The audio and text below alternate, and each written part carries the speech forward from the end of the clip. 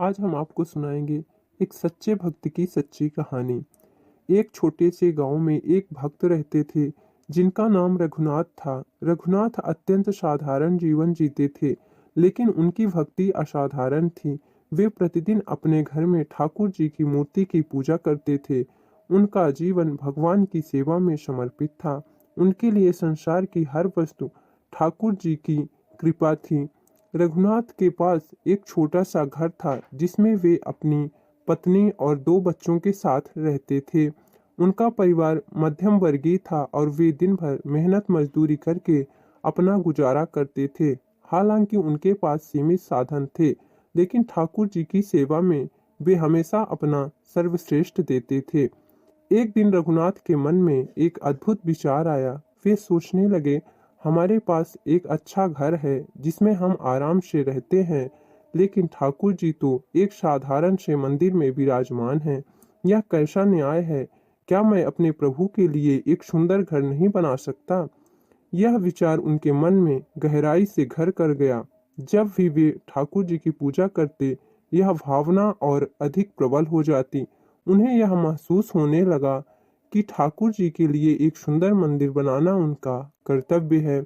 रघुनाथ ने अपने परिवार से इस बारे में चर्चा की। उनकी पत्नी ने कहा, यह विचार बहुत सुंदर है, लेकिन हमारे पास मंदिर बनाने के लिए धन नहीं है।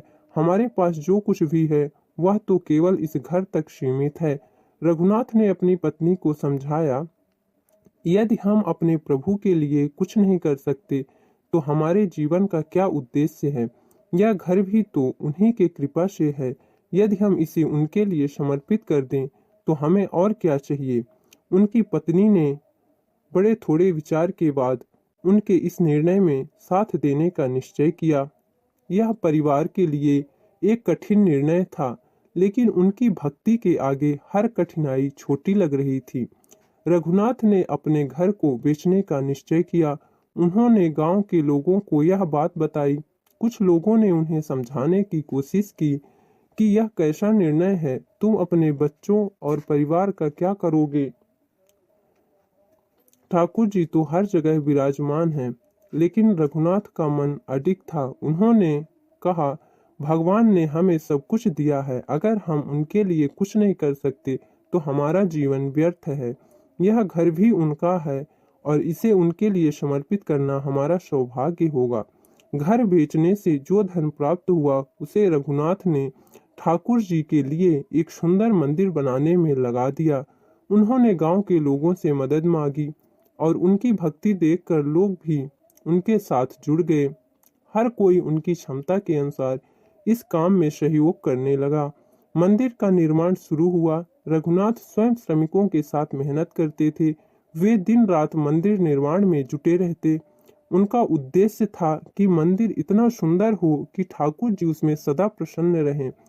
कुछ महीनों की मेहनत के बाद मंदिर बनकर तैयार हुआ। यह मंदिर अत्यंत भव्य था। उसमें ठाकुर जी के लिए एक सुंदर गर्भगृह बनाया गया, जहां उनकी मूर्ति को स्थापित किया गया। मंदिर की दीवारों पर भगवान श्री कृष्ण के नाम से जुड़े प्रसंगों को चित्रित किया गया।